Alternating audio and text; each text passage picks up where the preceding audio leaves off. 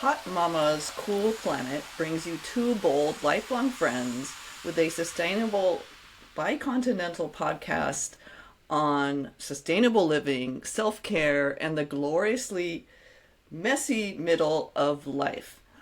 So I'm Miechie, and I live in sunny California, and I am a game developer and a parent, and I love food and have been taking a deep dive into nutrition the last few years and collaborating with lots of nutritionists. And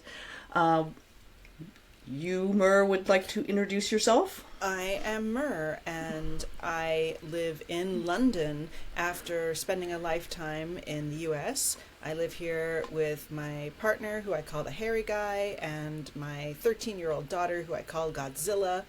And I am a researcher and a storyteller, and I have kind of an obsession with hair, and I'm always trying to be a healthier person and live more sustainably. And Miechie and I have known each other since forever, and so here we are doing Hot Mama's Cool Planet, and today we're going to talk about glucose index and glucose monitors.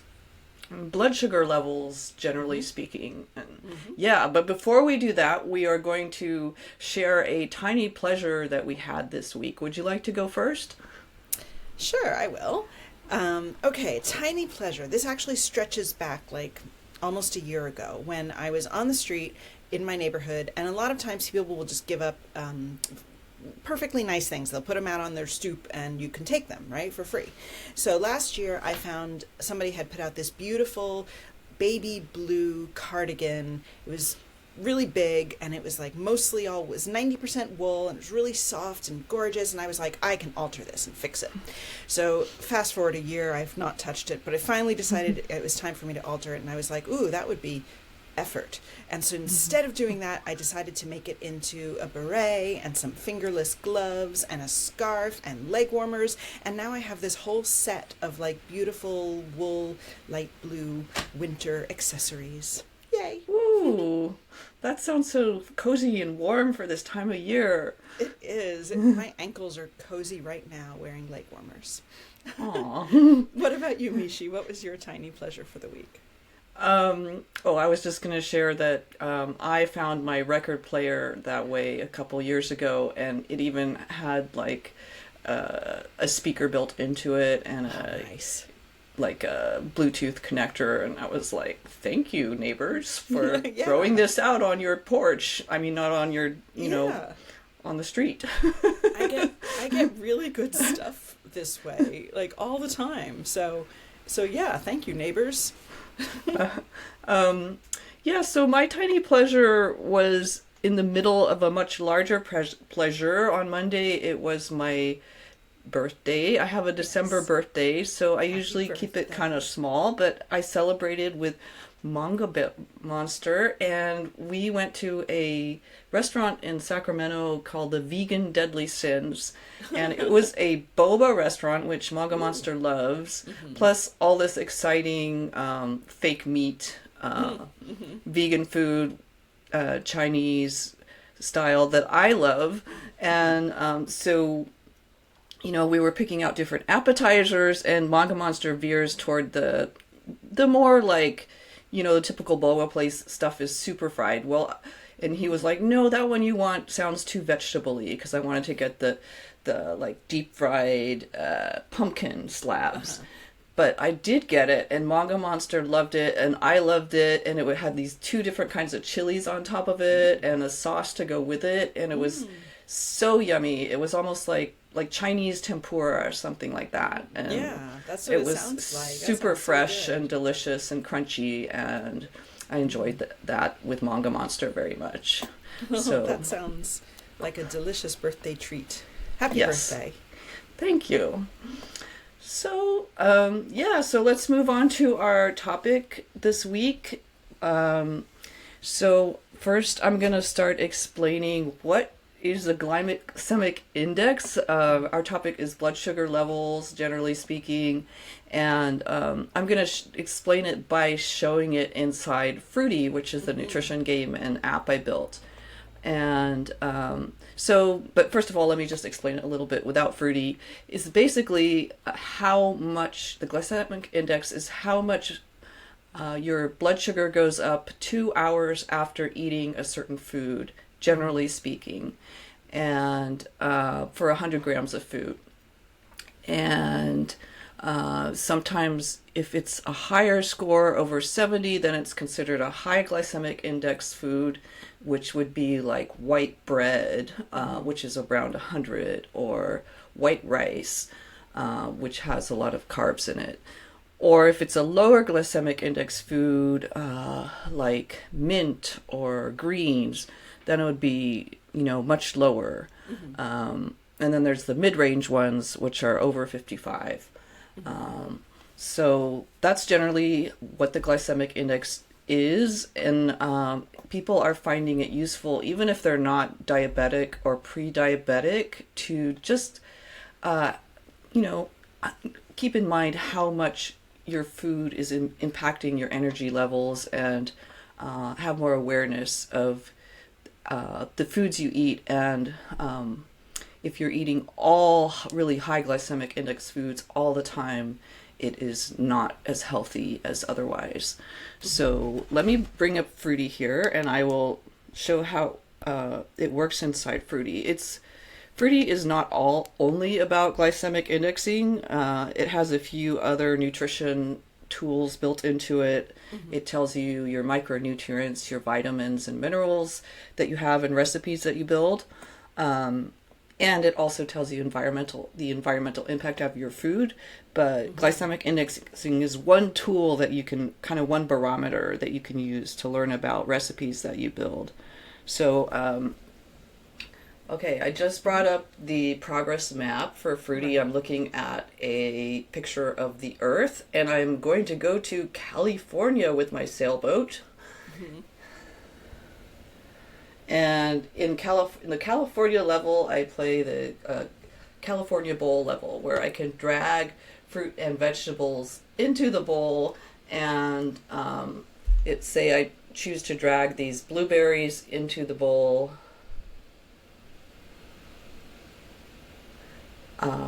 And then I can see over here with my glycemic index monitor that blueberries have a glycemic index of 53, so mid-range or almost mid-range. Most fruit and vegetables, which is what you have mostly in the first levels of Fruity, have fairly low to medium range glycemic index levels. So compared to other fruits and vegetables, blueberries are kind of higher up there. And then if I drag in a fruit or vegetable with a lower glycemic index, like I could drag in mint, which has a estimated glycemic index of only 5, and then Fruity will automatically estimate the glycemic index for your recipe overall, and so now that comes down to 29. And then I could drag in a third ingredient. Maybe I want more berries because I'm feeling like berries today, and I bring in some raspberries, and it gives me some hearts because I finished my recipe, yay. And then I can see what vitamins are in there, and my overall glycemic index score. It says excellent, green range, and then I can click on the info button for that barometer and learn, all more about the glycemic index, what it is. I learned from testing this that not everybody knows what this is, so I definitely, wanted to explain this a little bit more, how it works. And also explain down here what some of the limitations are of it, which are, let's see, so, fruit ripeness can affect the glycemic index. So, fruit varies in how sweet, or vegetables vary in how sweet they are, so that can really make a difference. Also, some of the other factors, let me see. some of the other limitations are how cooked it is. So, like cooked carrots have a higher glycemic index than raw carrots. I think the one that I was using in Fruity, if I go back to it, carrots, I have 16 glycemic index down here on the right. So it's pretty low raw, but it goes up a little if it's cooked. I mean, that makes sense. They taste sweeter when they're cooked, don't they? So yeah. Yeah. And it's not always a bad thing. Like sometimes apparently cooked carrots have the vitamins or more bioavailable if they're cooked. So glycemic, and that's... And as you were showing with yours, it's like how you combine it. So you're not only going to live on carrots or blueberries, you're going to be mixing it with these other things and getting combinations, and really varieties where it's at. Right. And, it's just something to keep in mind. Like, you don't always want to eat raw carrots in a salad. Sometimes you want to have some cooked vegetables, and then you get, more nutrients from some of them. And, that's why I added also the bio combos in Fruity, where, like, if you combine certain ingredients, like the iron from mint combines with vitamin C from the berries, then you get a bio combo C plus iron.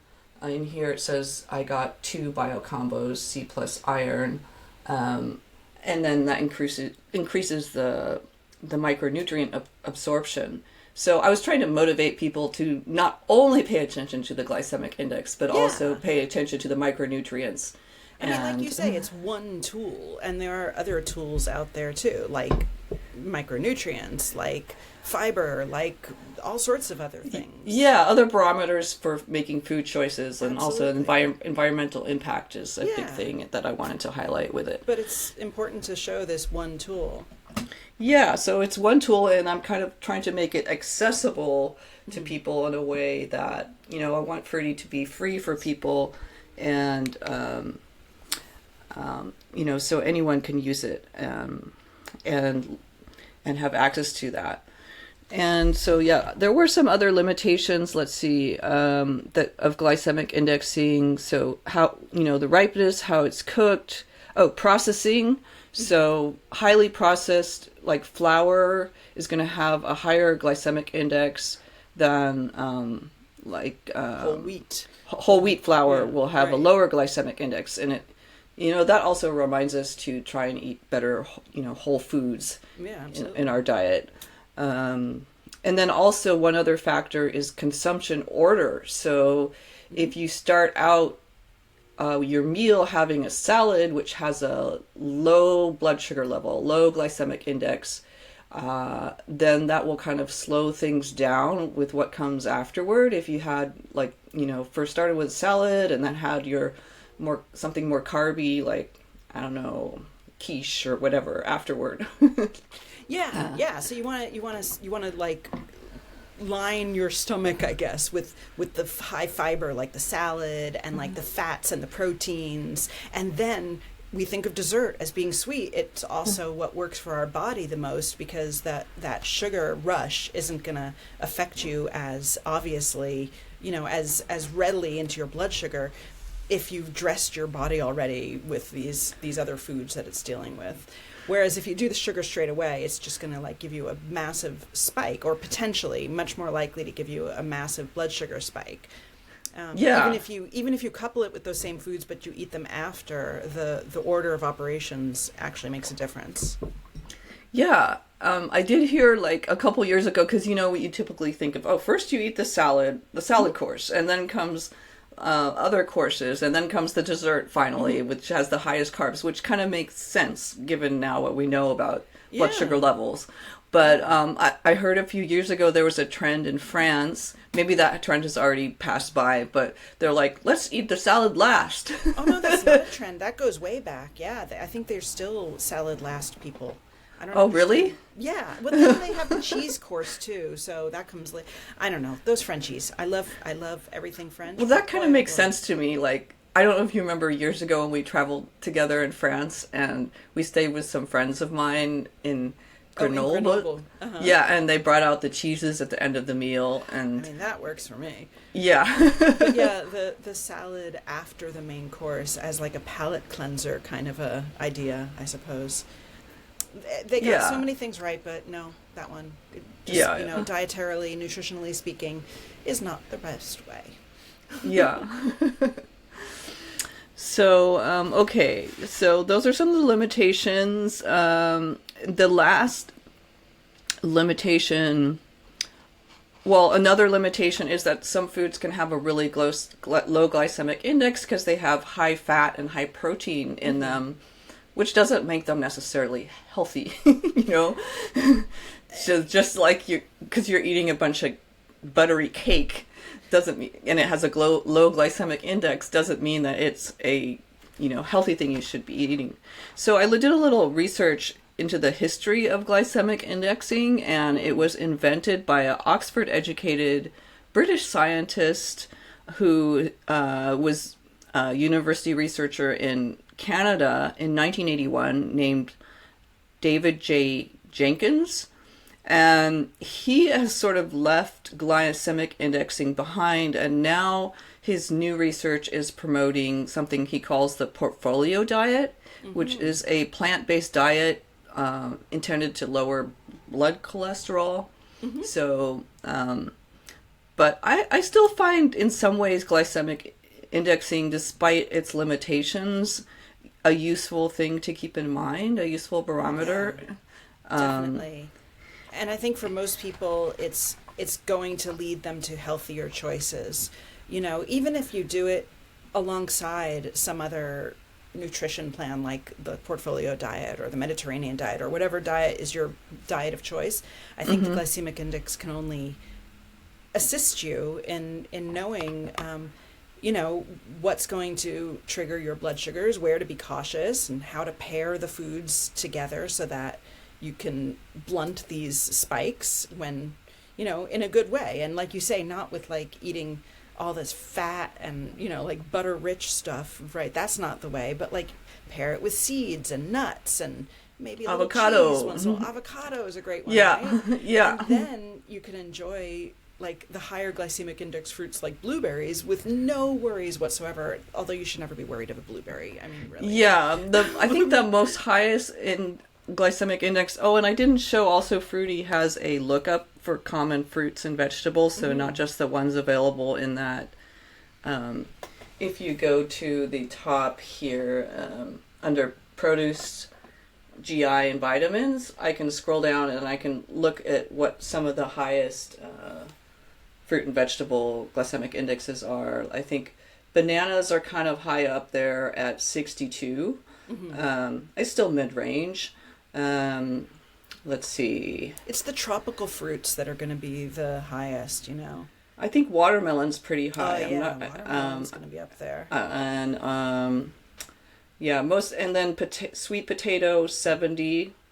But like white rice, like you said, white bread, those are the real kickers. At least for me, white rice is like my kryptonite. Yeah, potato 82. So potatoes are kind of high up there.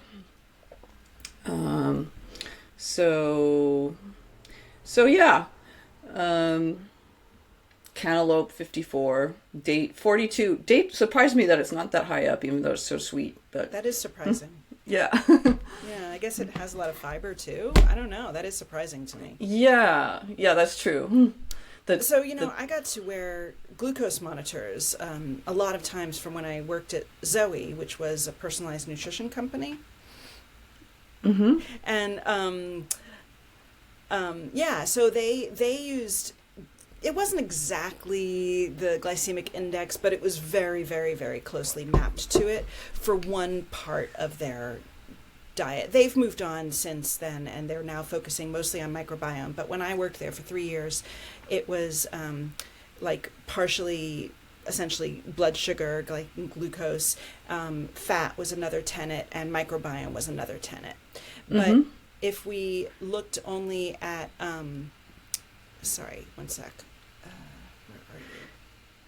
Yeah, I was going to say the final limitation of glycemic indexing is everybody's body type is different. So, Exactly. and that's where I was going to hand the baton to you, and because Yeah. individual glucose monitoring picks So- up where that leaves off. Yeah, so for the part of Zoe that was dealing with glucose monitoring, all of their clients, their customers, got to wear a glucose monitor for 2 weeks, and that was really enlightening. So I got to do it a few times working there, and each time you get to wear it for 2 weeks, and it tells you in pretty much real time, like a 15-minute delay, exactly how your blood sugar is reacting to the foods you eat. So you can do interesting experiments where one day you eat just that white bread and you see your blood sugar spike, and then the next day you eat that white bread with some peanut butter and you see that your blood sugar didn't spike quite so much, and another day you eat that white bread and then you go for a walk afterward and you see that that also staves off your blood sugar spike. It was really amazing. And then you eat that white bread at different times throughout the day and how that affects things. Oh, that's so interesting, because you also hear about athletes, eating lots of carbs, and I mean, it's not always a bad thing, right? Like sometimes you need to spike your blood sugar if you have a really low energy. I mean, I suppose so, but for most people in most circumstances, you want to keep your blood sugar level pretty flat. You certainly don't want big spikes and low dips. Okay. You want it to be mostly flat. And the problem with the glucose monitor for non-diabetic people is that they'll misinterpret the data, and they'll see these red bars and these green lines on the data, and they'll interpret that as, oh my gosh, that's where I belong, and that's not true. And so that's why to wear a CGM you need to be some sort of medical professional kind of oversight for it. There are lots of loopholes for that, so like I got to go through one of those loopholes. But the fact is that it's really helpful if you have somebody to hold your hand and help you interpret the data. It is so amazing.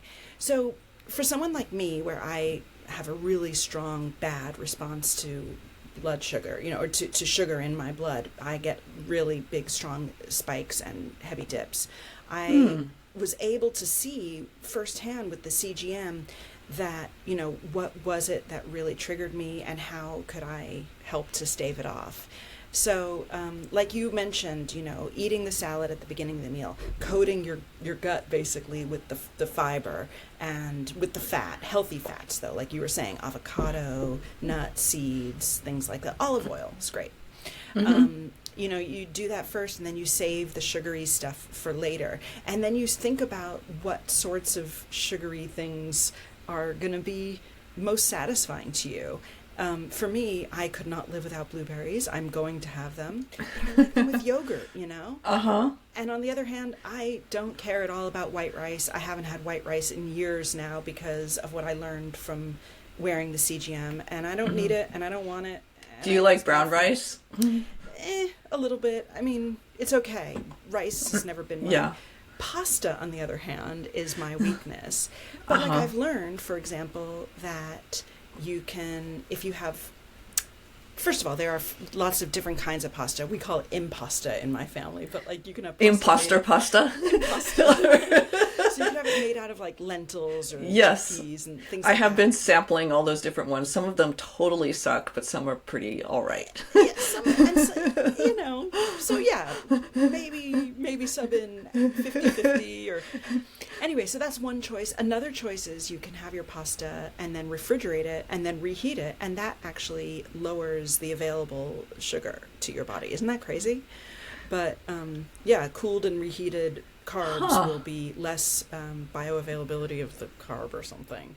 Right. So if it's cooler, it spikes your blood sugar less, or it's something about the cooling and reheating, and it changes the way the molecules are like opened up or closed to receptors. I don't exactly understand it, but yeah, that's one thing. And then there's like so Zoe. I wonder how that coincides. I lived in Asia so long, and there's this idea that your body should not have like really cold food. Like sometimes you drink just plain hot water, just to like, because it's considered healthy. But it's reheated. You wouldn't eat it cold. Okay. If you want to, you could, but it's the cooling and then the reheating. Huh. And then there's other influencers who are really interested in glucose levels, like the glucose goddess is probably foremost in this. And she has all of these hacks. Like, for example, you can have a little bit of apple cider vinegar before you eat something that's going to be high glycemic index, and it will change your response. So if you're wearing one of those glucose monitors, you can see, again, that white bread, precede it 15 minutes by drinking some apple cider vinegar and water, and your glycemic response may not be as strong. And it's interesting. That one so is, not just oil brings it down, but also vinegar, which is, I think of as an opposite to oil. I do too. That's very strange. And it doesn't work on everyone. That one's an interesting hack. Yeah. Okay. And your body is your body. And so, like, for me, the apple cider vinegar, I didn't notice a difference. Going for a walk, I didn't really notice much of a difference, but pairing things and preceding them with proteins and fats really, really changed my personal response. And it's so interesting, too, to look at the glycemic, the CGM, because your body is so different. So I was able to get another one of these CGMs for the hairy guy, and he is like your skinny guy who lives on nothing but beer and burritos, and he's like been like this skinny tall dude for his whole life, and that's just how he is, right? So he wears a CGM for 2 weeks, and he's just razzing me because he's like, I think it's broken, it's not showing anything at all, and like talking about like flattening the curve. He didn't have to do anything. His body just has no strong reaction to glucose, so he can eat pretty much whatever he wanted, and his blood sugar always was remaining pretty steady. I mean, you could see dips and valleys and whatnot, but with mine it was like spikes and cliffs. I mean, wow. Really very, very different depending on your personal biology. On your body type. And, yeah. Interesting. I wonder if age also affects it, you know. It does. And gender and, the hairy guy, you know, those factors. The same age. Yeah, it does. So there are, for example, menopause will totally trash your response to glycemic index. Sorry to tell you, all my fellow postmenopausal ladies out there, but it really does a number on you, and your response is just no longer the same. And so another hack you can think of is a really simple thing, is swap out your first meal of the day, your breakfast, for something savory rather than sweet. Don't have a muffin, don't have cereal. You know, instead have maybe avocado toast or eggs, yogurt with some berries. These are much better substitutes. And the first meal a day really sets the tone for how your body's going to respond. Your glycemic response is going to be for the rest of the day. So if you can start it with something that's going to, like, tell your glycemic response to just, like, chill, it'll listen for the whole day. Oh. Well, I just kind of naturally don't like sweet stuff for breakfast, and I used to think I had to have sweet stuff because people were like, eat oatmeal, it's so healthy for you. But now I just eat vegetables and eggs, and that makes me happy for breakfast. And then I have carbs like at night, which it's my belief that like many cultures have, like, the German word for dinner is Abendbrot, which means evening bread. And other cultures, like in Mexico, the merienda, like where you just have like pastries for... Anyway, so I save my carbs for in the evening. I don't know, that's just it's not backed up by any nutritional research. It's just my own belief. And I eat the savory breakfast because I enjoy guess it's that. Working for you. I mean, but it is scientifically shown that a savory rather than a sweet breakfast has better outcomes, better health outcomes. So so there you have it. Glycemic index is actually, you know, I don't work at Zoe anymore, and they've changed their whole way of, you know, what their service is at this point. But when they used to focus on blood sugar, blood fat, and microbiome, I definitely thought that most people would get the most benefit if they would just follow the glycemic index aspect of it. The other two aspects are also very important and, you know, definitely part of a whole healthy person. But I kind of saw that the biggest bang for your buck essentially came from looking at the glycemic index in terms of it's going to tell you to eat whole fruits and vegetables. That's going to be the best food for you. And yeah, I mean, I guess you could hack the glycemic index with something like the keto diet, you know, and just being really, really anti-carb, like no carbs at all. But I don't think that is in keeping with what you and I are talking about. So yeah, you can, if you're on a keto diet or a no carb diet, you're not going to have to worry about your glycemic index, but then you're going to be missing out on all of the nutrients, which is part of like what Fruity is trying to promote. Exactly. Yeah. And you know, Fruity's also promoting eating more fruits and vegetables and a more plant-forward diet, which you know, when we were talking to Helen last time with the plant-forward nutrition bracelet, she was talking about how you need to pair like whole grains with your vegetable proteins to get full protein. So just cutting out the grains completely wouldn't be so good.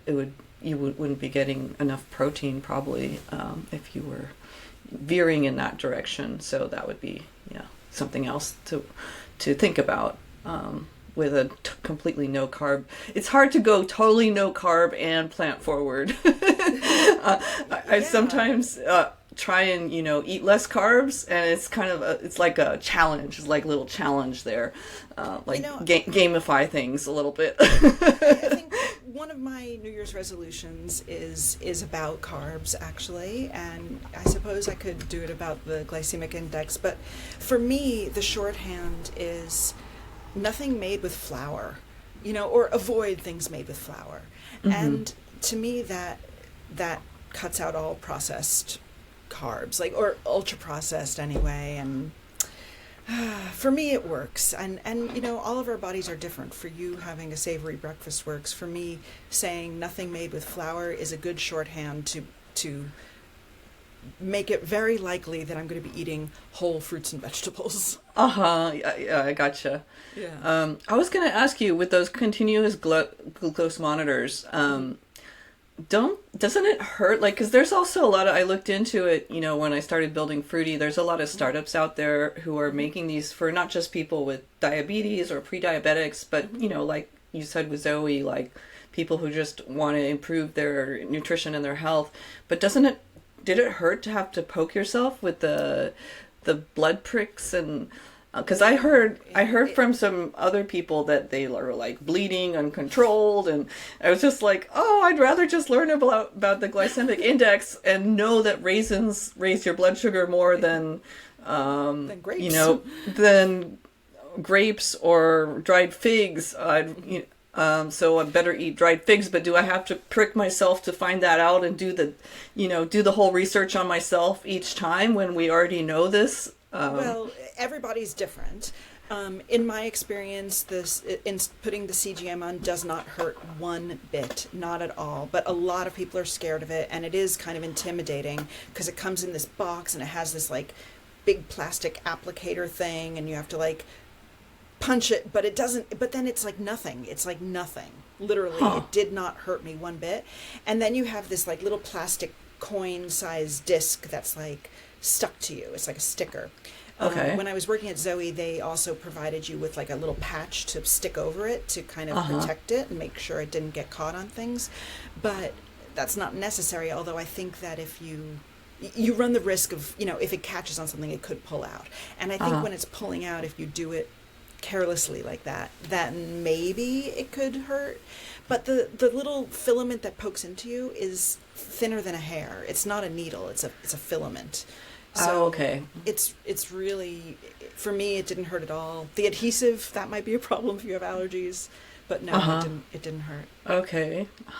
Do you feel like it's something that you would want to use like all the time, or did you just learn enough wearing it like a week or a month or something, and that was enough to get to know your own body? It comes for 2 weeks, and although I say that you're much better off doing it with some sort of medical supervision, there are definitely ways around it. I know that it's quite possible to buy yourself one for about $50 or so, and it lasts for 2 weeks. And in my experience, both based on my own, what I did, and also hundreds and hundreds of Zoe users who got to experience it for themselves, doing it for 2 weeks is really an eye-opener. You get to do all these experiments, like I said, and you get to learn about your favorite foods, and that is like, wow. And all of a sudden you feel filled with knowledge. It's really amazing, especially if you are doing it with some sort of supervision, like the Zoe plan walking you through what that does all mean and understanding the glycemic index and stuff. And usually people want, after they've learned this and then they've changed their habits and stuff, they want to do it again a few months later, 3-6 months later, something like that. Oh, right. They to wanna know do it what the again. difference is. Yeah. But typically Interesting. that's enough for most people, and some people don't need the second time. Okay. Yeah, most people, some people say that they want to do it all the time as a monitor, but I think they're the rarity. I wonder if, in the future they will invent some kind of test to know what type of body you have so that you wouldn't have to do that. They'd be like, oh, you have the type of body that gets peaks and valleys from this type of food. And you know what I mean? That's why it's controversial, because a lot of critics of things like Zoe, and it's going on in the U.S. government having conversations about this now too. A lot of critics say that there is absolutely no benefit to wearing these for non-diabetic people, and I personally disagree. My personal feeling, both from having done it myself and having spoken to hundreds of these people, is that it is an eye-opener to see for yourself exactly how your body reacts to food. And for me, seeing the difference between how my body reacts and my husband's body reacts was also an eye-opener, that it's not my imagination, that my body really does react to these sugars differently than my tall, skinny husband, So I disagree with the people who say that it's not worthwhile for non-diabetics, but I don't think you need more than a 2-week experience, or maybe twice. I mean, it's kind of like what I was talking about with the blood sugar monitoring, with the recipes with Fruity.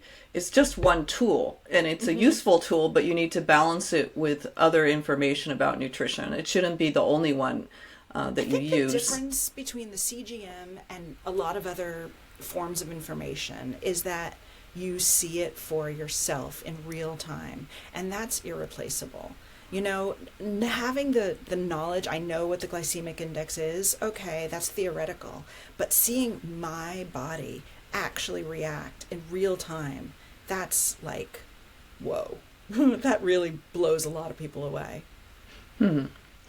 Okay. All right.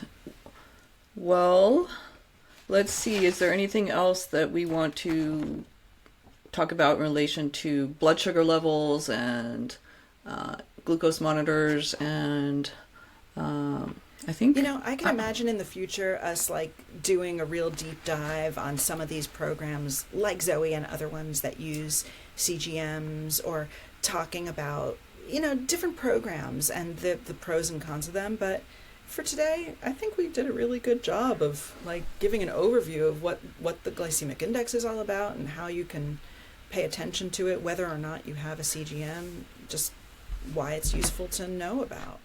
Yeah, and I guess the one thing I would add, I touched on this a little bit, but is accessibility of this type of information, because it's sort of like a kind of fancy thing to get your individual glucose monitor, and even $50 sounds pretty cheap, but for some people that's not affordable. And so that's what I was trying to do with Fruity, was to take all this information that's already out there about blood sugar levels from certain foods and just make it more accessible so people could understand and educate themselves about it, without having to invest in a fancy startup subscription.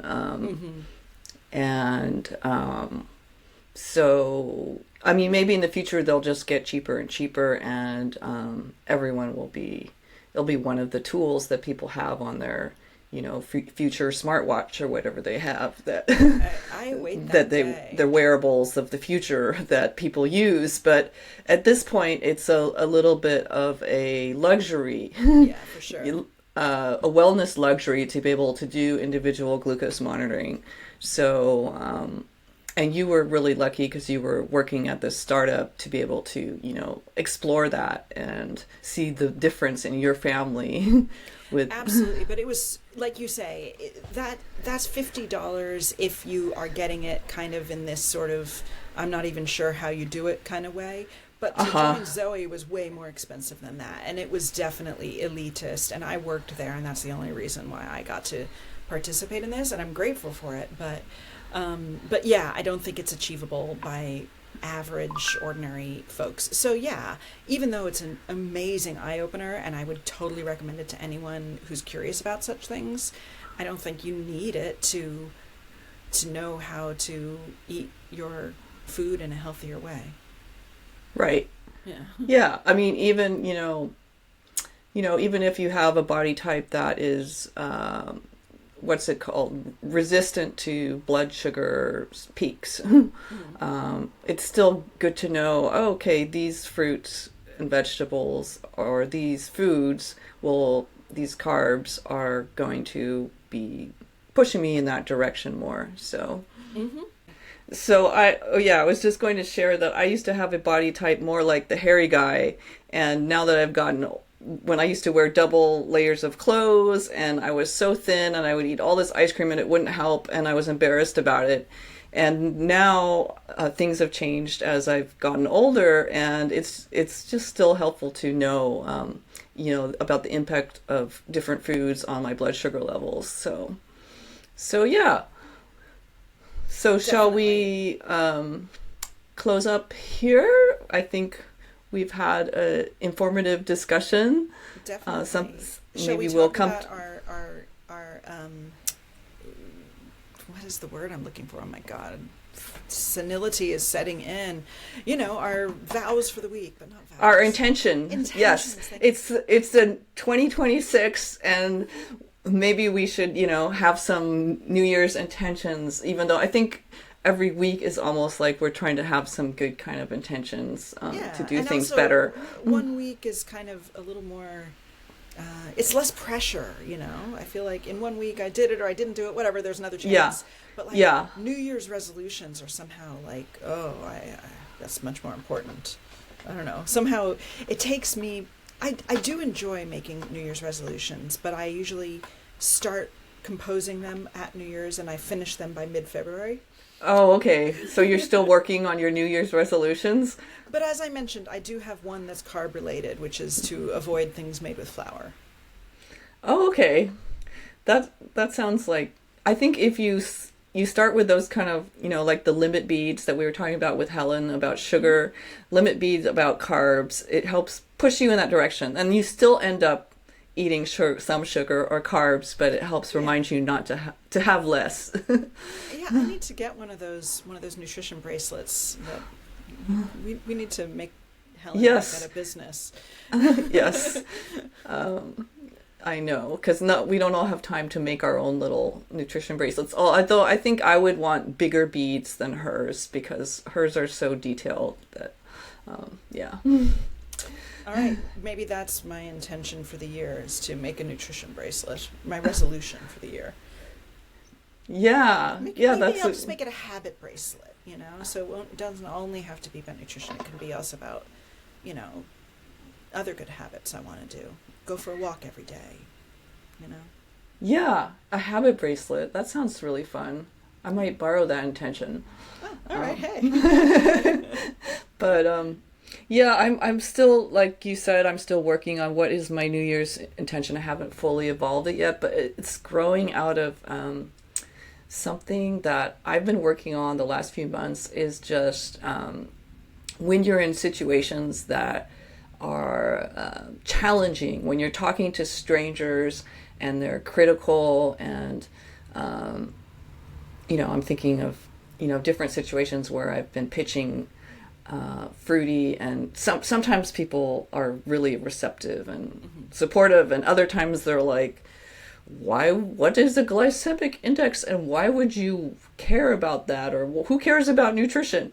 So so just to remember that kind of carry this, I have this visualization of this heart that goes around with me, and it used to be really light and filled with helium like a balloon, but then it got heavier, and I can just like carry it with me, and it's soft and cozy, and I can lean my head on it in those moments where people are really negative, and I can be like, doesn't matter. I have this heart with me, and I love myself.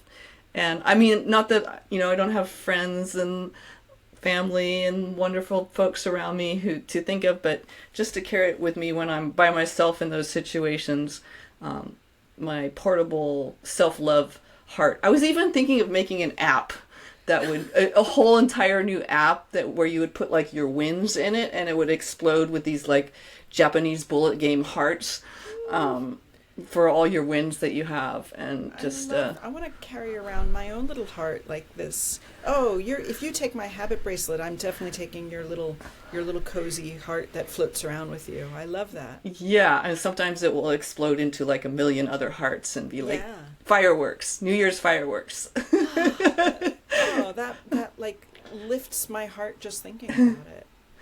Aw. Okay. Oh, good seeing you. All right, Happy New Year yeah, to you. Happy New Year. Yeah, and all of our Hot Mamas Cool Planet listeners out there. Yeah. 2026. Okay. All right, I'll see you next time. Okay, bye. Take care. Bye.